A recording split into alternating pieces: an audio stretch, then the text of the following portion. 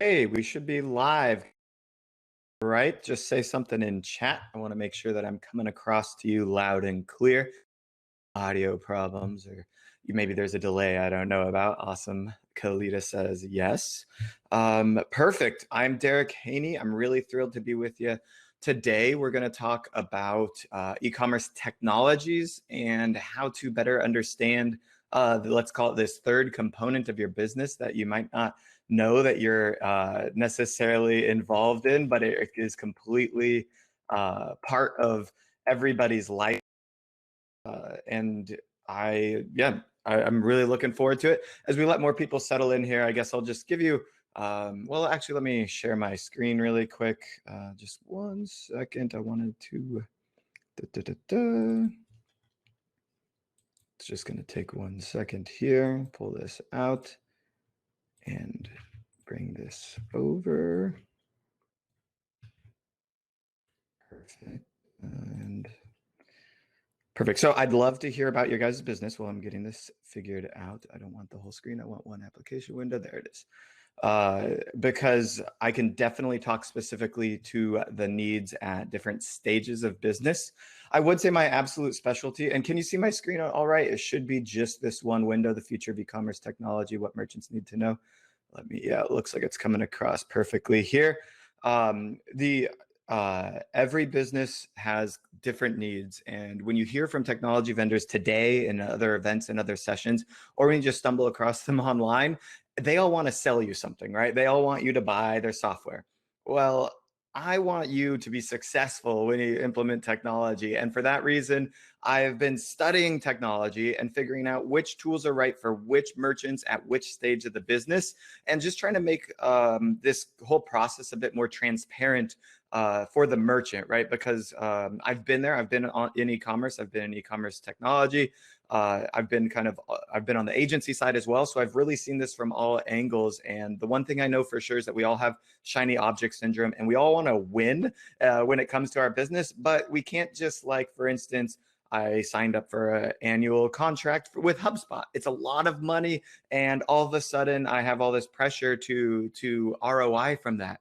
HubSpot didn't care that I was losing money on this. Actually, the one that I really did was Infusionsoft. WordStream is another one. Look, anytime you sign a contract and you're just like overburdening your company, and then you lose all this money and you're like, the tool sucks.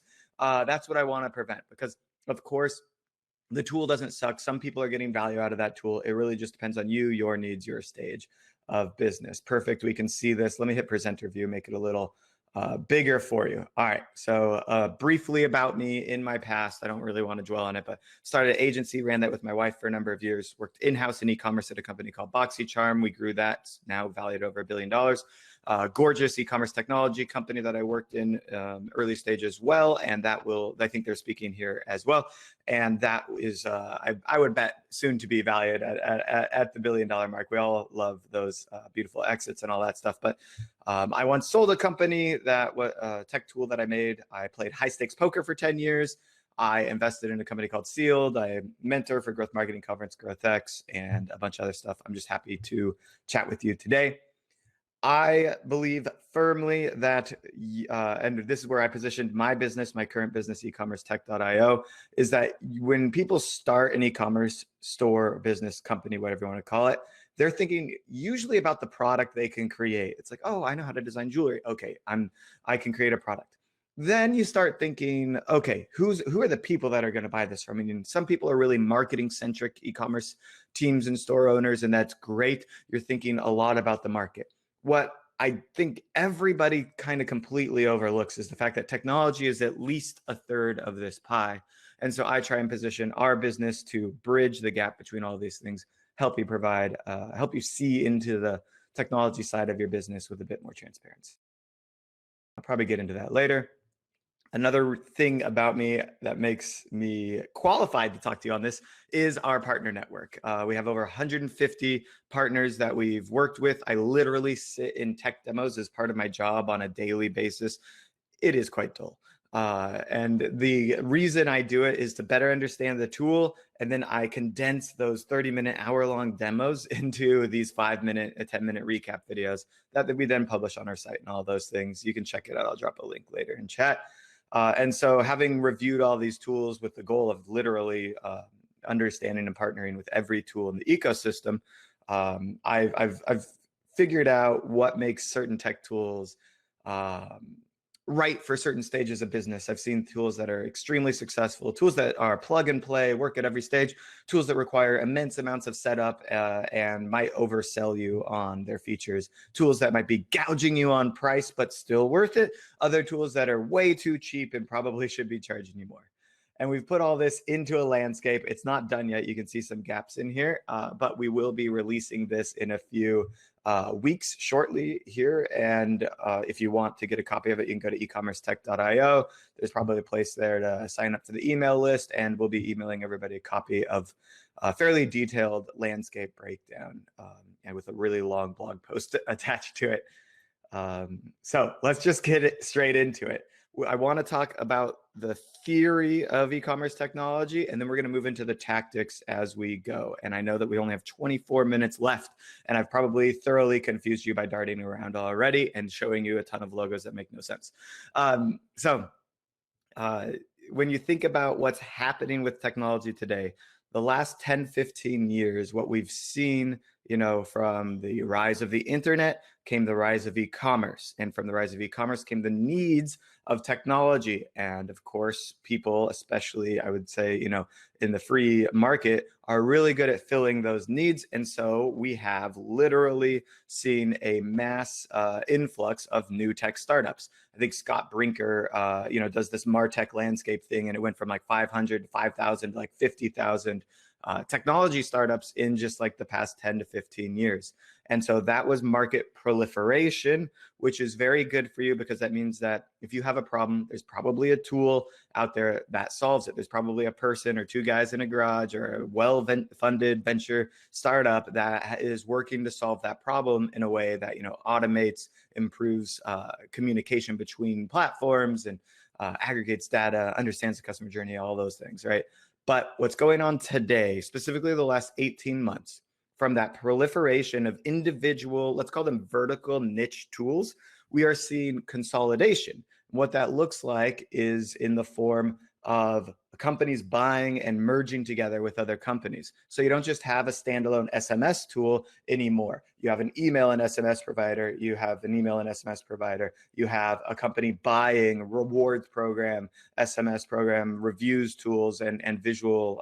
They have like a visual image builder tools all in one. Now we even have portfolio venture funds designed specifically to buy e-commerce technology companies and serve the e-commerce market. And what's interesting, of course, is that if I'm a venture firm and I have $100 million to deploy in capital, which I think e-commerce is something like that, I'm buying tools that are going to work really well with each other's audiences. They're going to start to integrate together. They're going to start to talk a little bit more to each other. And what that means for you as a merchant is that you don't want to be buying standalone tools as much anymore. In the past, it was kind of the cliche was, it's jack of all trades, master of none. Now, because we've had enough time, we can actually be masters of many things. So we can be good at SMS and email marketing at the same time. And the list goes on. You could think about how things can combine and collaborate together. That being said, we're at the early stages of market consolidation. So there are still gaps in where, I'll just say it straightforwardly, SMS Bump, really, really phenomenal SMS marketing tool. Klaviyo SMS, not quite as strong as SMS Bump yet. I think, both Klaviyo and OmniSend are improving their SMS functionality, but the moral of the story still holds true in the sense that over the next 3 to 5 years, you won't be buying standalone tools. You won't be buying tools that are just bucketed for product bundles and options or even an inventory management system, as we see with a company called ShipBob. They just closed their Series D round, by the way, raised $40 million. ShipBob is a 3PL that now has technology built into their 3PL. So you don't go out and get your own inventory management system and your own 3PL. They're coming together in one. And so that's kind of what I want you to be thinking about when you are researching, vetting technology vendors is how does this integrate with other tools? Are they well funded? Are they going to be owning a whole platform? Will they be a piece of an additional platform? Or are they just siloed over here? Are they on an island? And really that causes a big problem because, of course, as good marketers and good business professionals, we need all of our data communicating with each other, hopefully aggregated into one place, usually, our CRM, our source of truth or something like that. Okay, so really quick. Here we also see Shopify is building this out. And I would say, by the way, my specialty is definitely in the Shopify ecosystem right now. I'm weaker on Magento and WooCommerce and stuff like that. But if you ever want to talk Shopify apps, that's really what we've been studying here for the last 18 months at eCommerceTech.io. So they launched their fulfillment network. They have their payment, Shop Pay. They have their experts network, their partner network. Of course, they have Plus. They're growing like mad. They've acquired a handful of apps. And we are all predicting that they will soon launch an Amazon competitor soon, which is their own marketplace that we will all be able to put our products into, similar to Amazon, and they'll drive the traffic and we'll sell the products. So really cool, exciting future where, one large platform can actually own multiple different components. But of course, I talk to so many Shopify merchants, and what do they say to me? They say, well, I thought Shopify would just do it all. Why do I have to have this app and that app and the other app? And it's because Shopify can't do it all, because there's so many things changing in business and technology today that there's no way they could be the masters of SM. I do think they should have email and SMS built in, but they should just acquire Klaviyo or Omnisend. I know we got our team from Omnisend around here, but I don't think they will do that. They'll stay focused in core platform technology and leave those other things to the other vendors, but they integrate very nicely. But the moral of the story again is, over time, they will become they'll have more and more tools under their umbrella, and that'll serve you as a merchant a lot better. It should be a lot cheaper. And it'll be really tough, honestly, to switch off of the platform that has the most tool integrations. I see a few people are joining us just now. If you're coming in a little bit late, tell me what stage is your business. You can link the website if you want. And I'll just keep riffing on what I'm seeing as trends in e-commerce technology. The next is certainly because of this proliferation that I talked about in e-commerce that spawned the proliferation of technology products serving e-commerce. We also, in the beginning, had a proliferation. We had a massive amount of demand for all sorts of products and services. Alibaba and drop shippers in China were able to provide these to smart marketers and teams in the United States who could launch websites, spin up basically very weak brands overnight, start drop shipping products, and make a bunch of money. That's what happened 10 years ago. And you still see some opportunities today. But what we're really seeing as markets tend to become red and competitive is that these flash e-commerce businesses are starting to fail more and more because so many people can start them and compete. There's a lot of information out there on how to do it. And so let's say that the get rich quick era is over. I would argue that it's relatively over. Only the really best can do it. And this is exactly what happened to me in my life when I was a professional poker player. I started in college. There was this big boom because the internet suddenly allowed you to play poker online. And so I was able to play lots of different tables. I learned the game very quickly. I studied it. I was clearly, learning more and playing better than other players. It allowed me to make a lot of money. Over time, though, everyone else kind of caught up, got better, and my ceiling started to shrink. I was making a lot of money. And over time, I made a little bit less and a little bit less. And then finally, I made right around, I won't tell you. I made just enough money where I was like, you know what? I could probably go start a career instead of playing poker. So that happened specifically because of the maximum market size and the increase in information and essentially competition. And so because that's happening now in e-commerce, the digitally native vertical brand is becoming a mandatory component because it's a more competitive nature of a business, meaning The relationship is stronger with the consumer, so their switching costs, perceived or real, are higher, meaning they can't just swap. So here's BlendJet. I can't just go buy. If I have a BlendJet, I'm less likely to buy another blender as long as my BlendJet works.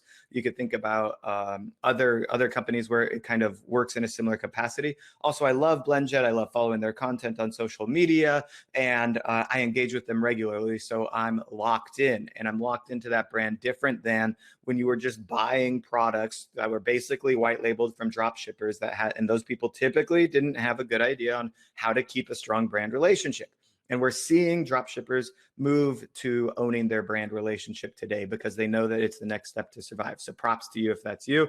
We're also seeing Amazon started businesses over the last 6 months, huge influx of companies doing 2, 5, 10 million on Amazon saying, hey, we need our own e-commerce site. We need to start owning the relationship here. This is what's happening. We've seen it over the last few years. There's obviously a host of companies that have done this. We're seeing the collapse of these retailers that can't own the brand relationship, and of course the rise of e-commerce. And this does not even go into 2020 with the massive, everyone's showing their like COVID peaks of e-commerce. I don't care. But here's just like a handful of brands that I put together that kind of exemplify this. Birchbox, Away, Movement Watches, Harry's. You've heard of the names. They own the brand relationships, and this is the future of e-commerce. It's not going to be magically finding a product and drop shipping it from China. It's going to be a minor product innovation that allows you to own a product category, and then you'll probably also need to integrate with other tools, with other brands, and kind of co-market into the same audience profiles. The next, so that's that. The next thing to know, which I think people always get wrong when it comes to e-commerce, is why is my product not selling? My favorite pet peeve cliche is because I talked to a lot of starting store owners, and they go, I spent $10 in Facebook ads. Why did nobody buy for me? Right? It's like, well, obviously, like that's not how the world works. The first thing is the shopper knows. The shopper knows if your price is higher than competitors, right? They can typically tell the stage of your store, how new you are, if your products are any good at all, if you're just drop shipping. They know if your prices are the lowest. They know if your sales, if you're running a sales or promotion. So they're going to try and find that discount code somewhere. They know if your competitors are running sales, and they're just going to flee and go to them. And they know if they can my favorite one, they know that 10% discount that comes when I land on your homepage, they know that they can get that again at a later time if they really want it, right? Like this isn't the only time I can get that 10% first purchase discount. Shoppers know these things, okay? So we want to admit that the shopper knows and assume that we're playing in essentially a transparent market. And of course, it doesn't work with pure transparency, but the more you can think about tools and technology that enable transparency into your business, like things that increase trust, reduce objections, give the shopper more information, those are going to be typically big wins for your store. Now, the tools that create false urgency or hide information or lie to the customers, or like false out of stock or false sale ends in 30 minutes, those are going to typically be bad for the long-term customer experience and bad for your store. Probably not saying anything too innovative here yet. I mentioned BlendJet. Snow Tooth Whiten is another one that does the digitally native vertical brand really nicely. They both have extremely differentiated products. They built the product from the ground up, and they have really strong influencers that are willing to use the products because of how cool they are. So here are kind of the ways to differentiate that product. And we're going to get really deep into the technology tools, but we have to start with the foundation of these things first. I'll just gloss over them because I think you're probably fairly aware. You need that niche market experience. So if you are an expert in health food, then of course you can start a health food company, but don't start one if you eat donuts all day, right? The unique product, if you're able to actually build a physical product. I just spoke with a team at Pureover. This isn't their product actually, but they're about to close a massive Kickstarter campaign for an all glass coffee maker. And one of the co-founders has been blowing glass for 15 years. So of course he's an expert and can create a unique product from that. Best in class brand. So identifying a relationship component that people are missing. and speaking to that and owning that relationship, which I think might even be something you could say Zappos did in the shoe market back in the beginning, because nobody really had a strong affinity for shoes. And you can think of other brands. Bundling products together. If you have a supply chain advantage, I've actually talked with a lot of manufacturers who now go in direct to consumer. So they have an operational advantage, but they probably suck a little bit at brand. And then since they're selling their products to other people, they don't really have a unique product. So it's actually, operational advantages can be, I'd say, minimized if you can't bring in some of the other things over time.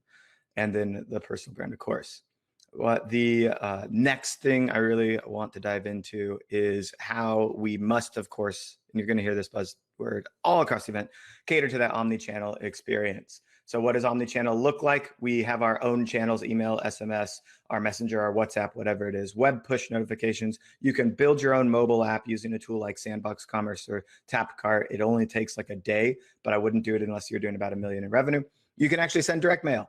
By the way, a pretty cool way to drive new sales. And of course, we have a possible retail store, which they're open now, so it works. We can rent our channels on social advertising and so forth. And then as we move into an omni-channel experience, because remember, the tools are consolidating. So literally OmniSend has, most of these tools together in one. You have to be thinking about that cross-channel attribution. So if an email closed a sale, did an SMS help, or vice versa?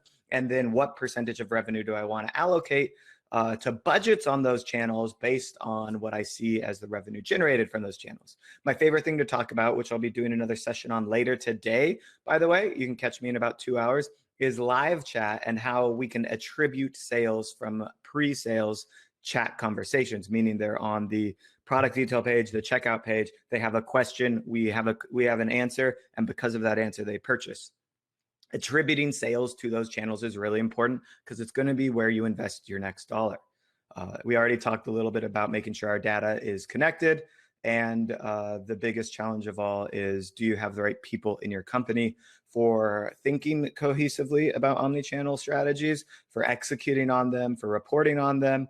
And most of the time, if you're maybe one marketer, one person company or something like that, you have to make some sacrifices and roll these things out over time because it's just too time consuming to try and tackle all of it at once. All right, finally, we have the user experience, which we know is the game is being upped over and over again on what the users want to see from us, all the way from the pop-up experience. I actually did a website teardown yesterday on a different webinar, and we saw a pop-up come up on every single page. And we're like, okay, this has to be increasing bounce rate, right? And so we know that just the same way that drop shipping and really crummy product detail pages and really long form sales pages with high pressure pitches, those still do work. Somebody's making a lot of money off of them, but they are kind of the way of the past, and the way of the future is a beautifully, I won't want to say beautifully designed site. It doesn't need to be beautiful. It needs to be easy to use, which means just knowing how to navigate to the product, understanding your product lineup really nicely. My favorite thing to do is just a video that says, hey, here's what you can get here. Here's why you should buy it. Here's why it costs so much it does. People always forget that one. Actually breaking down your own costs and telling them this is what, we want to make a little bit of money, but here's what it costs us to make this product, yada, yada. So some of the newer user experience features, we just talked about live chat. Free 2-day shipping is now expected. There are tools that can kind of guarantee that for you, but of course, Amazon set the standard. You'll hear that from like 10 other people. Nothing new there. One that I'm really looking forward to over the next few years is this I expect you to know who I am component. So we have Shop Pay, and some people are able to check out by just like putting in their mobile phone number and entering a certain code in their phone, and then they can just instantly purchase from any Shopify store. In the future, it should be that the entire browsing experience is catered to you. So the whole site will become personalized very soon here. You'll see in the next 3 to 5 years, personalization will become a standard instead of something that breaks out. The best-in-class checkout experience, which means here's something really fun to think about, and I don't think Shopify is even doing this yet. If I enter my zip code, why do I have to enter my city? Think about it for a second. You can use the zip code, look up the city and state, and plug that information in, right? So why am I doing that? Why do I have to enter my city? That's just a basic thing that can be done to optimize the checkout experience. There's a really cool company called Bolt that does that, but that won't integrate with Shopify. It will integrate with Magento, though. Really, really slick checkout experience, really well optimized on mobile as well. And then, of course, we could log in with social. This is going to be super powerful. I just got done doing an event on social and influencer marketing. And what I know for sure is that knowing the Instagram handle of your audience is going to increase revenue. Knowing their Facebook handle, knowing their Twitter handle are also very valuable things, but especially right now, Instagram, maybe even TikTok and Snapchat. Knowing that handle and having them log in with social, pulling some information from them is going to help you cater your next purchase experience to them. So I think that's something that we're going to see become more prevalent over the next few years. Right now, I don't think anybody's doing it. So just something to keep an eye on. And then also, if we have their email, we shouldn't be showing pop-ups to them. If we're starting to piss people off, they will tell the world about you. This is kind of a new user experience shift. And the gist of it is, in the past, you could piss people off, sell product, make money, you'd be fine.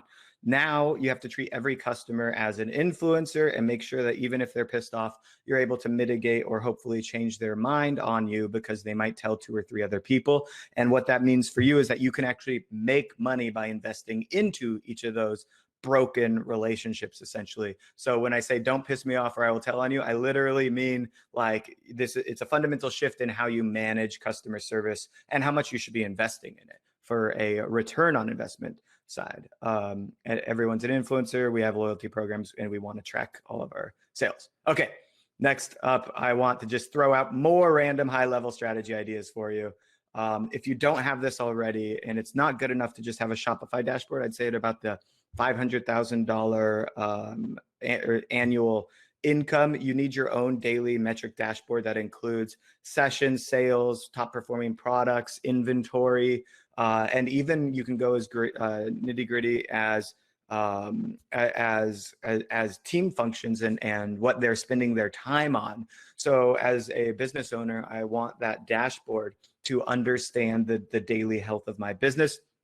And as the CEO, once your company is established, you literally stare at the dashboard, find where the biggest problem is, and that's where you invest your time, right? We're kind of darting around putting out fires rather than, waiting for or putting out fires before they begin, I should say, rather than waiting for our inventory to run out or waiting to figure out that the link in the Facebook ad was broken and we just wasted $5,000, or waiting for 300 customer service inquiries to come in about the same issue that I could have avoided. So you look, but yeah, you should definitely have tickets, by the way, in this dashboard. So you can bring all these things in using a business intelligence tool from your Google Analytics, from your Shopify, from your inventory management system, and you can have one clean dashboard to look at them. So I think that's really important.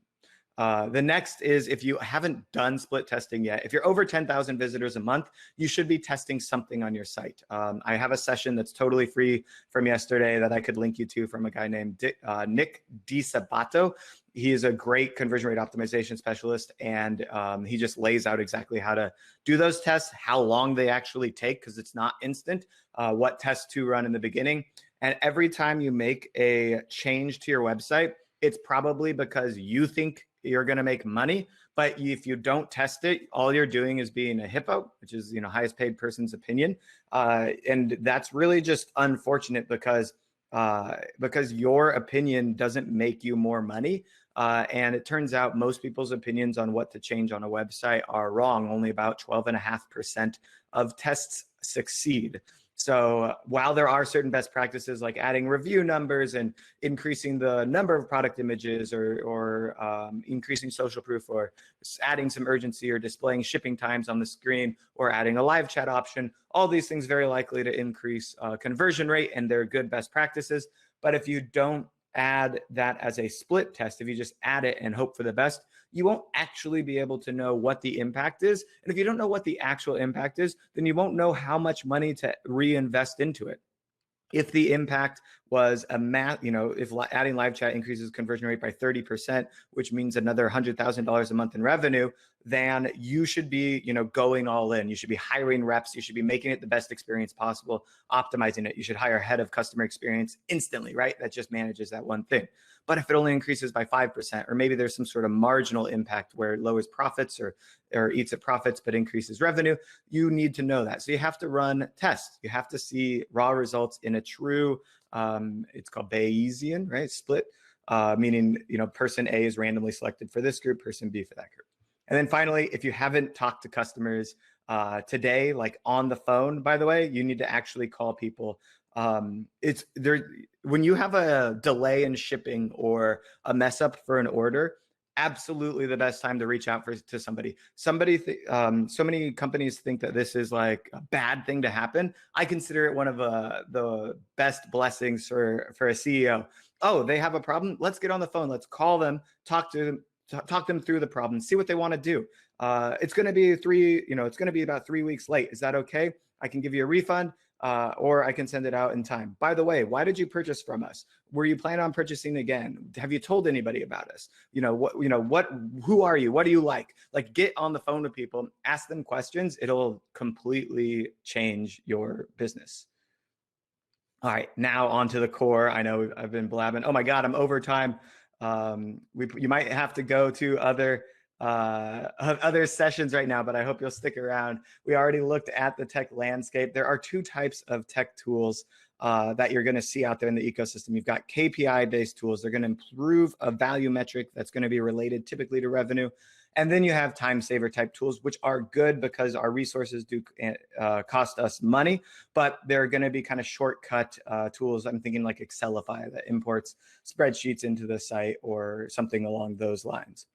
How you want to choose that tool, the first question you need to ask yourself, is it built for e-commerce? Because if it's not built for e-commerce, then it's not going to really work that well for you. I'll give you my favorite example. Sorry if they're here, Zendesk. Zendesk is not a customer service help desk built for e-commerce. The team who is here is gorgeous because they know everything about the needs of the merchants, and they built a help desk that specifically works for merchants. So if you're on Zendesk, you're probably missing out on tons of efficiencies that come from having the tool built for e-commerce. The next is, what is the problem area in your business? Don't just grab tools because somebody from a session later today is going to convince you that it makes you money. Is that the biggest problem in your business? How many resources do you have to be allocated to that? So I'm skipping ahead. So think about what metric you really want to improve in your business. Is it lifetime value, average order value? Is it the margin? Is it delivery time? Is it conversion rate Is it conversion rate? Is it page speed, load time, which everyone thinks they need to improve, but almost nobody really needs to improve? Whatever that metric is that you need to improve, say that, this is the week where we solve that problem. This is the month where we solve that problem. You are the person assigning that resource in your company that's going to solve that problem, right? So as a CEO, you might be able to tackle one or two problem areas, I would say a month, honestly. And if you've got a small team, then just assign the problem. Say, okay, your new job is improving the homepage to product detail page conversion rate. Let's focus on getting that done for the next 2 weeks, and then come back and we'll focus on another problem, right? And then that'll tell you which types of tools you want to be using. Maybe I'll be using a Hotjar type tool to find some ways to get that conversion rate up. That's just a random example. Is the tool priced fairly and priced for value? Some tools charge a percentage of sales generated from them. The question is, how do they tell if the sale was generated from them, right? There's certain things you want to understand about how that revenue is attributed. As an example, I mentioned SMS Bump earlier. They track revenue, meaning if you open or click on the text sent to that user and purchase within 24 hours, the full amount of the sale will be calculated as being revenue contributed to them. But what about the ad that sent them to the website? What about the influencer that got them aware of the product? What about these other things? What about the emails that you sent them? All these things contribute. So of course, if they were taking they're not taking, by the way, but if a company was taking 5% of sales attributed to them, and then they were just attributing the entire sale in that regard, that would start to really gouge at your prices, because they're obviously only having an incremental impact on sales. They're not responsible for the full thing. On the flip side, that's kind of where affiliate marketing comes into play. The concept, of course, with affiliate is that it's a completely cold person that somebody else has walked all the way through the funnel, basically. And then that's where you pay a lot higher margin typically. So of course, how are the features different? This is what everyone always asks, but in certain areas, the features are starting to overlap so much that it's really hard to tell. Messenger marketing tools, SMS marketing tools, email service providers, they all do about the same core functionality. The only way to tell the nitty-gritty differences is getting in the tool, doing a full-fledged demo, and possibly even trialing out for 2 to 4 weeks. And so the larger that purchase decision, meaning the higher the price point on your technology product, as well as the higher the lock-in, like how hard is it going to be to move my whole CRM to another company? Like that's pretty tough. The more time you're going to need to spend upfront vetting these tools. And then of course we need to have it work with the rest of our tools. I need to go faster because we're way over time. Some really quick tips: don't sign contracts, look for price transparency, think about those lock-in costs we just talked about. Always research 2 or more tools, big one. If there's a tiebreaker, go with the company that's well-funded or clearly high growth. And I always like to ask sales reps about their competitors. Okay, you need to kick me out. Yeah, Mackenzie? sorry, I had some technical difficulties, but yes, I'm kicking you out. No worries. All right, here. For some reason, you're on my headphones. I'm gonna put my headphones on really quick. You need to begin. I need to get out of here, right? Yes. Okay, good. Everyone, if you want to get in touch with me, you can book a free tech stack consultation. I'll drop the link in chat. You can go to the website ecommercetech.io to learn more. It's been a pleasure. You can also check out our YouTube for video reviews. I am out of here. I'm sorry that I went over. Peace out, everybody.